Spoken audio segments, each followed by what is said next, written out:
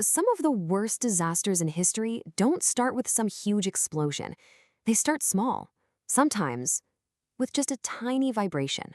Today, we're going to look at a train that was supposed to be the absolute peak of safety and engineering, right up until the moment it all fell apart. All right, let's get into it. So, picture this. It's June 3rd, 1998. Just about 10:59 a.m. On board a train, a family is just having their coffee. A totally normal morning on a totally normal trip. But they weren't on just any train. They were on the Intercity Express 884, the Wilhelm Conrad Röntgen. And this was a big deal. It was a rolling symbol of German engineering pride, the absolute future of train travel. And it was flying. We're talking 200 kilometers an hour. That's 124 miles per hour. At that speed, you just can't have anything go wrong. There's zero room for error. And then, something completely impossible happens. A passenger, George Dittman, is sitting with his family when suddenly a huge chunk of steel just rips right through the floor of the train car, right there between their seats. And that was only the start of the nightmare.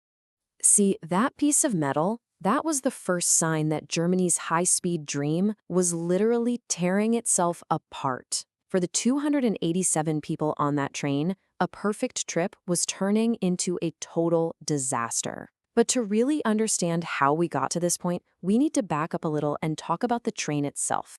Okay, so let's rewind. You've got Japan's famous bullet train, right?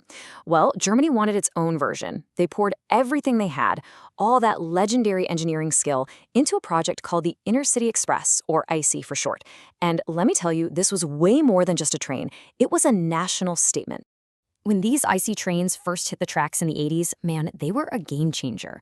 They were sleek, aerodynamic, packed with the latest computer systems, and the ride? It was unbelievably comfortable. I mean, truly next-level stuff. It was the future. Everything about it just screamed perfection.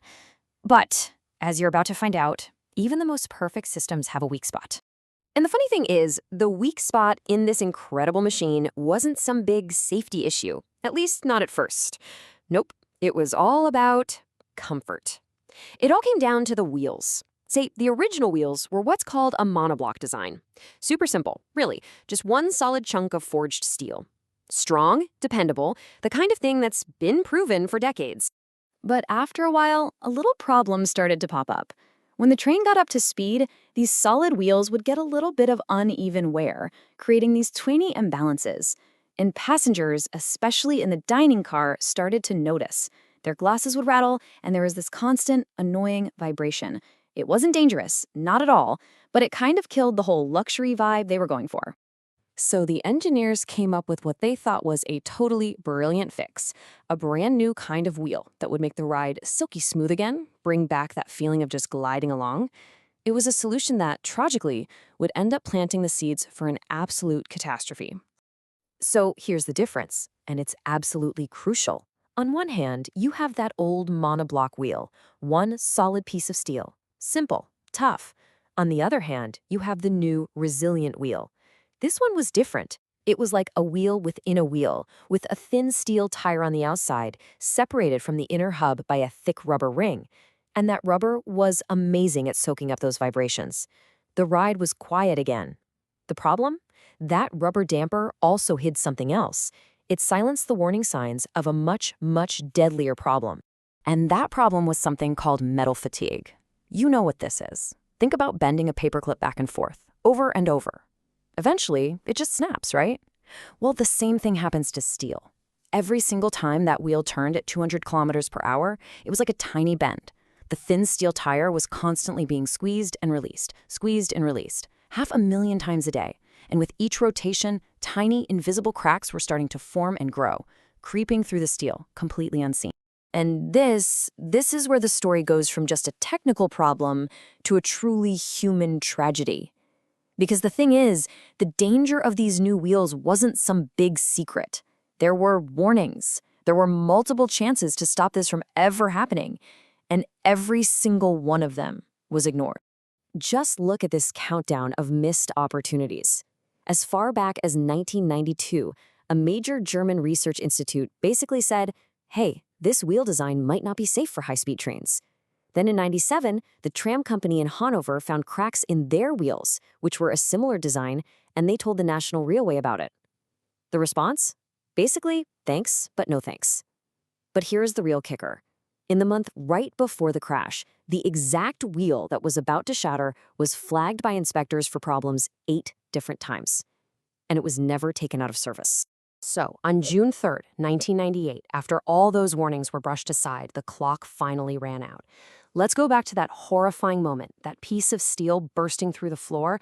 Now we know why it happened. But what happened next was a chain reaction so fast and so violent, it's hard to believe. Let's walk through it. Okay, so here's how it all went down in just a few seconds. First, that steel tire, weakened by fatigue, just explodes. A big piece of it, as we saw, gets jammed up into the floor of the first car.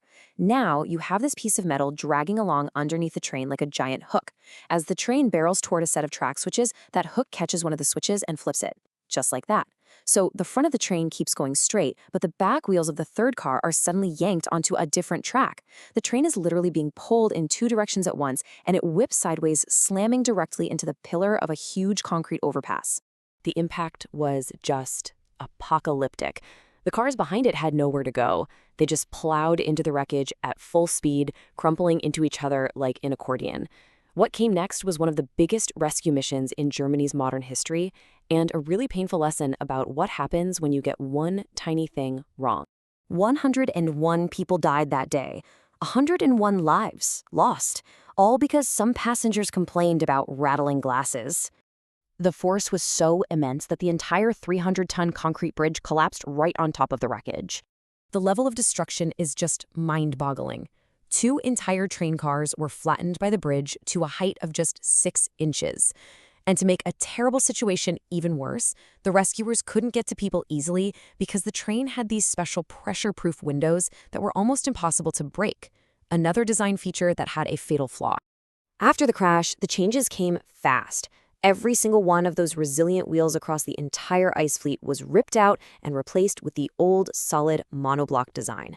They redesigned bridges that were too close to track switches. They replaced those tough windows with new ones that emergency crews could actually break. The Eschede disaster became a required lesson for every railway engineer in the world, a tragic but permanent reminder of what can happen. So in the end, the story of ICE 884 is a chilling reminder, isn't it? That in these incredibly complex systems we build, sometimes the smallest, most insignificant flaw, the quietest little warning, can turn out to be the most dangerous one of all.